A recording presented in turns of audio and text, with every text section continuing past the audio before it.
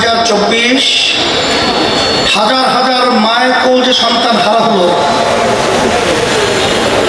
অনেকে চক্ষু হারিয়েছে, পঙ্গু হয়েছে। আপনাদের ঐতিহ্যবাহী সিলেট থেকে জনপ্রিয় নেতা ইলিয়াস আলী সাহেব গুম হলো, আর ফেরত আসেনি, আর কোনোদিন আসবে বলে মনে হয় না।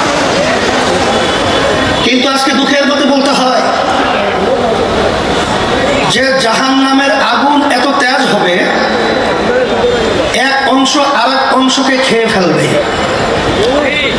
আজকে বাংলাদেশের মধ্যে 53 বছর পর্যন্ত যারা আমাদেরকে জিম্মি করে রেখেছিল, তাদেরও চরিত্র আজকে আমরা দেখেছি যে তারা তাদের নিজেদের কাছে নিজেরা নিরাপদ নয়।